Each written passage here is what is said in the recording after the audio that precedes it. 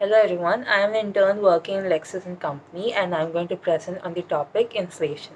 So inflation is the rise in the prices of goods and services in the market which could occur from the following factors. First is cost push inflation, which is the price increase in the uh, product or services due to the rise in production cost, and the production cost can be of raw materials or wages. Second is demand pull. Demand pull is caused by strong consumer demand for a particular good and service, and the demand rise causes the price rise in order to curb the demand. Then comes the housing market, which is also known as the real estate market.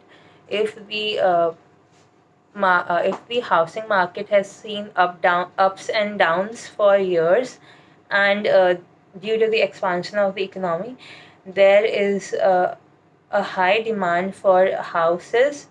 Uh, it causes inflation. It is one factor contributing to inflation. Then there is expansionary policy, in which there is an increase in discretionary income.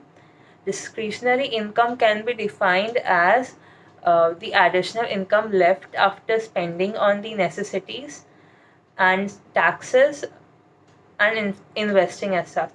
So the discretionary income is the non-essential income spent on the vacations and luxuries. Uh, the businesses, if their discretionary income is increased, they can come up with new employees and better infrastructure.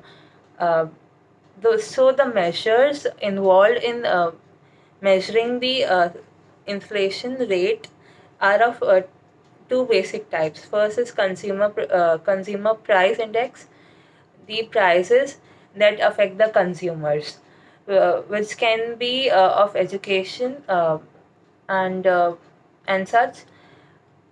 Then comes the producer price index, which is the prices that directly affects the domestic producers, which can be of fuel prices, metals, and raw materials and such. Uh, then who all can benefit from the inflation? The business companies and investors primarily are able to benefit from the inflation. So investors and such, that if they invest in an energy company, then later on they can get they can experience the company can experience a spike rise in the prices in future, and businesses, in terms of that, they can from their own side, even though the raw materials haven't experience a price rise, they might falsely increase the price of the products. Then methods to control the inflation. The basic method to control the inflation is to reduce the spending and the money flow in the market.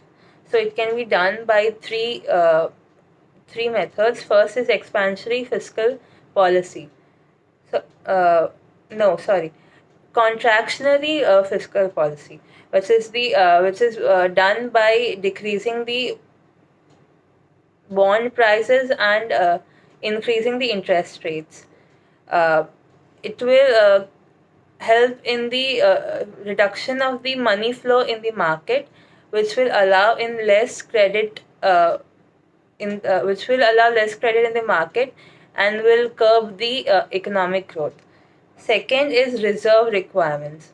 So the money banks have a hold on money, which they lend on while withdrawals to the lenders. If they are allowed to withhold more money with themselves and allow less to lend to the consumers, there will be less flow of money, and also the consumers will spend less. Then comes the reducing the money supply by other methods, which are direct and indirect methods done by the government. First is one method is by allowing to recalling the debts which are owned to the government by the people of the country. And other method is by increasing the interest paid on bonds so that the investors can invest or buy the bonds. So thank you. This was my presentation on inflation.